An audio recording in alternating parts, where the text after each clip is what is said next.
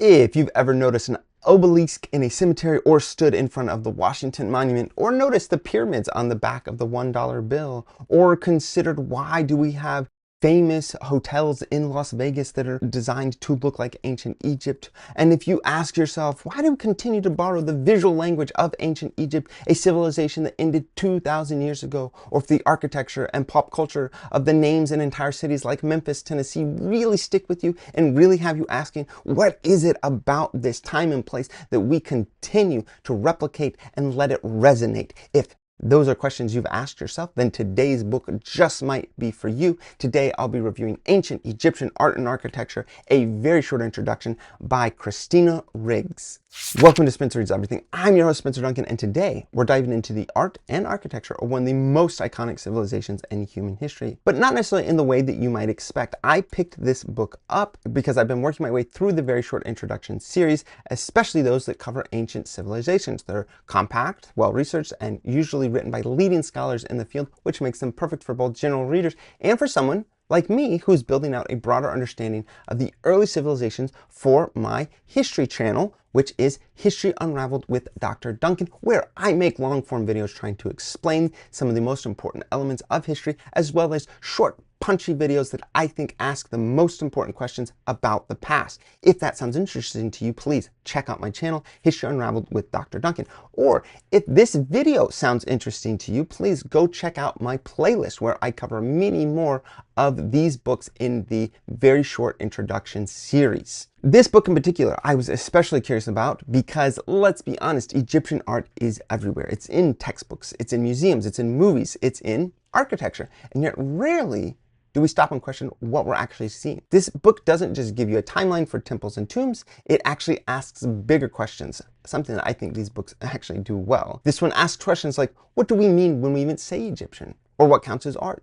And why do some works get displayed while others disappear into museum storage or scholarly silence? I'll be taking all those questions on in more detail, but first let's take a look at the author. Christina Riggs is a British-American historian. She's an academic and a former museum curator with a fascinating interdisciplinary background. She currently serves as professor of the history of visual culture at Durham University, and she previously held prestigious posts at institutions like All Souls College, Oxford. The author brings together expertise in archaeology, art history, and the politics of museum collections, making her the perfect person to tackle a subject like ancient Egyptian art and architecture. Her academic journey began with a BA in archaeology from Brown University. It was followed by graduate work at UC Berkeley, Harvard, and eventually a degree in Egyptology from Oxford, where she focused on funerary art in Roman Egypt. Beyond the academy, she's worked directly with museum collections, including time as a curator at the Egyptian collection at the Manchester Museum, and she has also curated exhibitions such as Photographing Tutankhamun, which explores the visual legacy of one of the most famous archaeological finds in all of history. In addition to her academic writing, Riggs has published for broader audiences, including books like Ancient Egyptian Magic, a hands-on guide, and Treasured: How Tutankhamun Shaped a Century.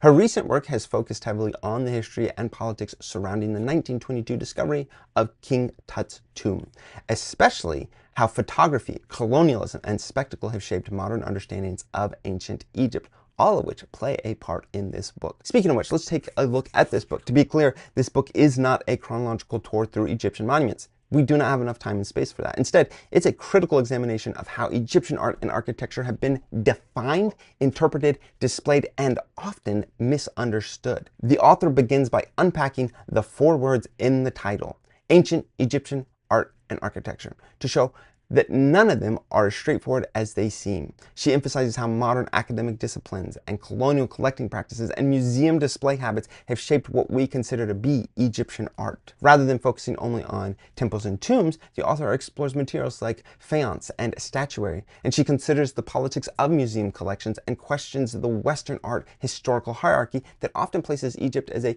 mere prelude to Greece and Rome. And she uses specific case studies like Shaptis, the statue of men from Coptos, and the statue of King Tawatamini, and the discovery and display of the Rosetta Stone, among others, to illustrate how meaning has always been context dependent both in antiquity and today. This book is part historical summary, but is also part theoretical intervention. The author is as interested in how we study and exhibit Egyptian art as she is in the objects themselves. Here is my chapter by chapter summary. The first chapter, 4 Little Words, opens the book by unpacking the 4 terms in the title: ancient, Egyptian, art, and architecture. And she shows how each is more complicated than it appears. She argues that these words carry historical assumptions shaped by colonialism, modern nationalism, and academic convention. For example, ancient, that implies a fixed past, but Egyptian culture spanned over 3,000 years, and its influence extended long after, hence my opening argument with this whole book. Egyptian is also unstable, as many objects classified as Egyptian were made in other places like Nubia or Phoenicia or even Rome. And of course, art and architecture, meanwhile, are modern Western categories that don't map neatly onto ancient Egyptian values, where craftsmanship, materials, and ritual function mattered more than originality or aesthetic display that we associate with our modern Western concepts of art and architecture. This chapter sets up the book's central argument that how we define and talk about Egyptian art is often a product of modern frameworks, not ancient ones. Chapter 2, Egypt on Display. This chapter explores the history of how Egyptian art has been collected and displayed, especially in Western museums. The author discusses how Egyptian artifacts became desirable during and after Napoleon's 1798 campaign, which opened Egypt to European archaeologists as well as collectors and imperial ambitions. She details how the Rosetta Stone, now at the British Museum, was taken from the French and became a symbol of both scholarly achievement but also of colonial possession. She also shows how museum practices such as labeling and lighting, but also isolating objects from their original context, shape the viewer's understanding of Egyptian art. She also highlights the role of forgeries and selective collecting and mass displays like rows of indistinguishable Shabti figures in reinforcing a limited and often misleading view of Egypt. In chapter 3, Making Egyptian Art and Architecture, the author focuses on the physical creation of art and buildings in ancient Egypt. She highlights the materials like faience, which was kind of like a pottery, as well as limestone and gold, and the techniques used by artisans, including carving, painting, and casting. She also emphasizes that many artists were part of specialized, institutionalized labor teams, not independent creators. Artistic production was deeply embedded in ritual, religion, and state power, rather than valuing individual expression, and Egyptian art followed conventions that conveyed stability, divinity, and legitimacy. And the author stresses that this doesn't mean Egyptian art was unchanging, rather it was responsive to time, place, and political needs, but always within a controlled visual language. Chapter 4, Art and Power, explores the relationship between visual culture and political authority. The author shows how kingship, divinity, and social hierarchy were reinforced through statuary, temple decoration, and public monuments. She also examines the ideological role of colossal statues as well as divine imagery and the use of inscriptions to frame the king as both god and mortal ruler. She also explores non-royal art, showing how elites used tomb decoration and private statuary to link themselves to the pharaoh's divine legitimacy. The chapter argues that art functioned as a form of political communication, reinforcing the social order while sometimes allowing for subtle negotiation of status and identity. Chapter 5, Signs, Sex, Status. This chapter investigates how visual culture in Egypt conveyed ideas about identity, gender, and the body. The author looks at how sexual differences were depicted in art, not just in terms of physical features, but through posture or clothing and color and spatial relationships. She examines statues of goddesses like Sekhmet and erotic amulets and tomb art that both celebrated and disciplined the body.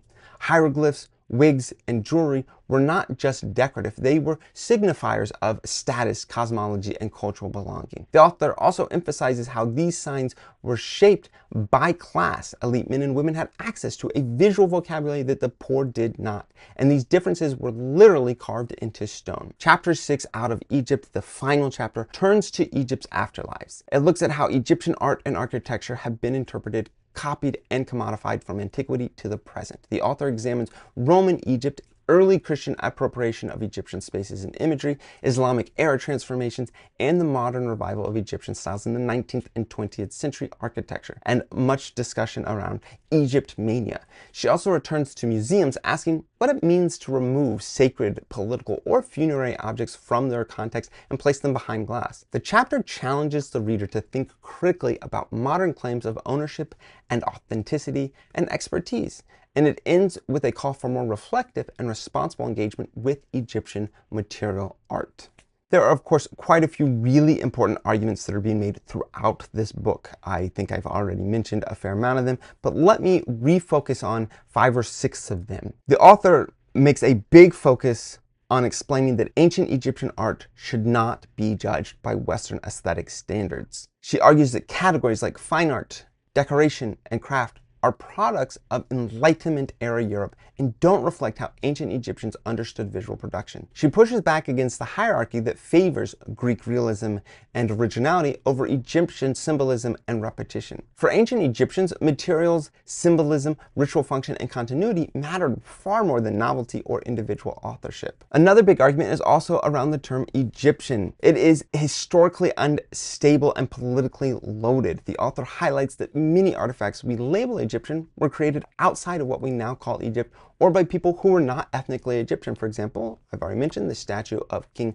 Tawatamani that was made in Nubia, which is now part of modern Sudan. And even though it used Egyptian artistic conventions, it was not made in Egypt. She challenges the geographic and ethnic boundaries imposed by both colonial era scholarship and modern museum categorization. She also argues that museum display practices distort ancient meanings and reinforce colonial narratives. Rather than neutral spaces, museums are sites where power is exercised through the things like labeling and arrangement and lighting and interpretation. And so she critiques how Egyptian objects are often displayed out of context, emphasizing their visual appeal or their religious otherness while minimizing their cultural or political function within their time and space. She also calls attention to how looting, archaeology, and museum acquisition were historically entangled with imperial power. She also argues that Egyptian art was dynamic and context dependent and not static or unchanging. Despite common claims that Egyptian art stayed the same for 3,000 years, the author shows that artistic styles, materials, and iconography responded to historical change,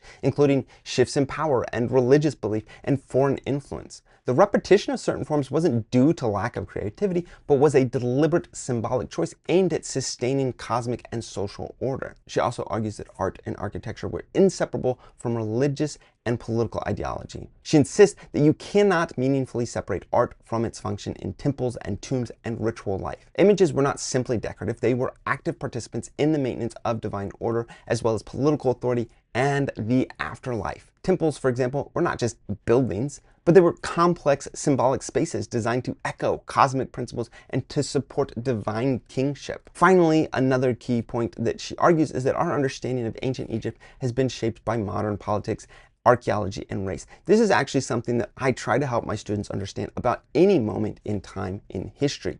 It is constantly important to reconsider how it has been filtered to us through the centuries and how that can affect our ability to truly appreciate and understand its importance when it happened. The author in this case draws on how early European scholars and collectors racialized and exoticized Egypt, framing it as both part of and apart from the West. The interpretation of Egyptian art has been filtered through colonial ideologies as well as biblical frameworks and racial theories that often denied cultural complexity to non-European civilizations. Even today, these assumptions continue to influence textbooks and museum guides and academic discourse. Of course, not everything is a major argument. There are lots of just fun, interesting facts that I found throughout the book. For example, the Rosetta Stone actually has 4 languages on it, not 3.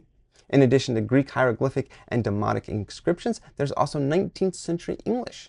It's painted in white on the sides, proudly declaring that the British Army captured it in 1801 and that it was presented to King George III. So there's a fun fact for you. Of course, that's not actually a language in antiquity, but still, it has 4 languages. The Shapti figures, which I've referenced several times, they often came in sets of 401. That is a lot, and it's very precise. The reason why, is because the elite burials sometimes included 365 standard Shaptis, one for each day of the year, but also another 36 overseers. And so these figures were meant to magically labor for the deceased in the afterlife. Egyptian columns were often stylized bundles of reeds. What we think of as solid stone architectural features were frequently imitating earlier forms made from plants and bundled poles, complete with carved bindings and flower-shaped capitals.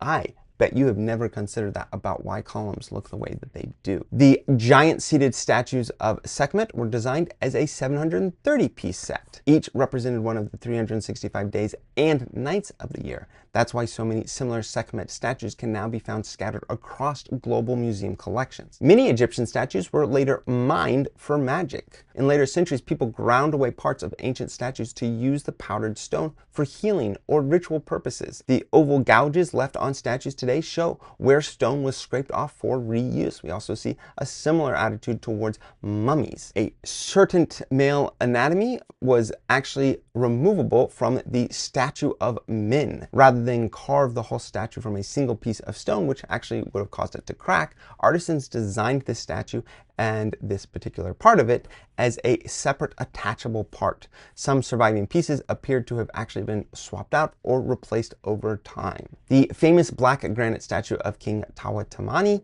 is technically Sudanese. Okay, not really. Sudanese is a relatively modern concept, but as I've pointed out several times now with this one, this is a well-known image from ancient Egypt, but it is not actually from Egypt. It was from Nubia. I've now said that several times, but I still think that's a really interesting thing to consider. I've referenced faience several times. I said it was kind of like pottery. It actually wasn't pottery. It's a term for that which gleams. The Egyptians actually called faience tejechenet, and they associated it with light, magic, and divinity, and its shimmering blue-green glaze actually imitated more expensive stones like turquoise and lapis lazuli. Museums used to display Shaptis in bulk, kind of like big candy jars. In the early days of museum collecting, Shaptis were often shown en masse to highlight their quantity. Only recently have curators started thinking about their individuality and ritual significance. And then this is not just true of Egypt, this is actually true of many different terms, but I find Egypt to be an especially interesting one. That is that the term Egypt is lost in translation. We know our term Egypt most directly comes from Egyptus, which likely derived its name from Hikupta, which was a name for the temple of Ptah at Memphis. Of course, you can see how that got pretty jumbled up in translation, but the name traveled through Greek and Latin before becoming Egypt in English. I guess we know we get it from Greek and Latin, but exactly how the Greeks got it, apparently it took a really bad pronunciation to get it to what it is. I would say, similar to my experience reading the very short introduction on hieroglyphs, I really appreciated the chance to dig deeper into a specific element of Egyptian history, this time focusing on art and architecture. It's a subject we constantly encounter in contemporary life, whether we recognize it or not, from, of course, stuff like the Washington Monument to the Egyptian Revival buildings or the 19th century cemeteries, or, like I said, even the city of Memphis, Tennessee. Egyptian visual culture continues to echo across time. That's why this book worked so well for me. It connected the ancient past to the present in ways that felt both thoughtful and revealing. The author pushes readers to think not just about what Egyptian art is, but why we see it the way that we do. And this book doesn't just add facts, it reshapes the framework. And for someone who enjoys going beyond surface level history, that makes it a very satisfying read. So who is this book for? Well, this book is for readers who want more than a timeline of pyramids and pharaohs. Obviously, this is a short book. You don't have time for that when you're covering a 3,000 span of history. That's just not something that you have space for. And it's not going to really tell you all that much necessarily. If you're interested in how we define and display art, or how museums shape historical narratives, or how visual culture intersects with politics and identity, this is a great entry point. It's especially useful for anyone studying or teaching art history, or archaeology, or museum studies, or Egyptology at an introductory level. It also works well for readers of the very short introduction series who appreciate when a book takes a more critical and theoretical approach rather than just summarizing facts. I actually would say that that is something that the books generally do quite well. And if you've ever walked through a museum's Egyptian gallery and wanted to know more about why things look the way they do, or why they're even there in the first place, then I think this book will absolutely provide something of interest to you. So who is this not for? Well, this book is not for readers looking for a straightforward survey of Egyptian monuments or kings and timelines. Again, 3,000 years, too much, just not necessarily interesting enough if you present it that way. Or if you want a chronological overview of dynasties or detailed architectural descriptions or catalog style breakdown of major sites like Karnak or Luxor, again, this probably is not for you. The author is much more interested in questioning frameworks than reinforcing them.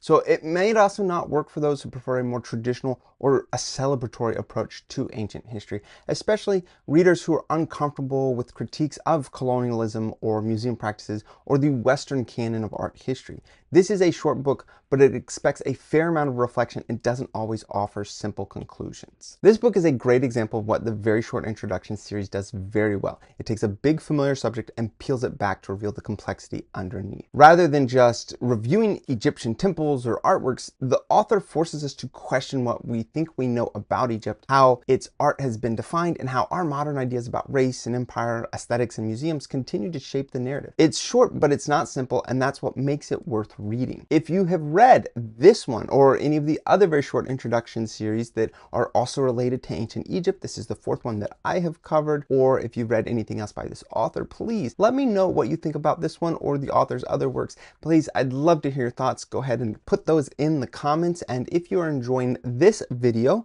don't forget that this is all part of research for my other channel, History Unraveled with Dr. Duncan. I recommend that you check that out, and also check out my playlist. You have this playlist for very short introductions. I also have another playlist for the great courses. I highly recommend both of those playlists if you are enjoying this type of content. Also, don't forget that not everything I do is related to history. I have plenty of other reviews that are completely unrelated to this topic. I cover epic fantasy series. I cover the Pulitzer Prize winners. I cover books that are recommended by my friends, teenagers, and preteens. I cover everything that comes with a strong recommendation that I can fit into my schedule. Please check any of those out. And if you're enjoying this video or any of my videos, please share them. The more people that know about this channel, the more videos I can make. And don't forget to like, subscribe, turn on those notifications, and until next time, keep those pages turning.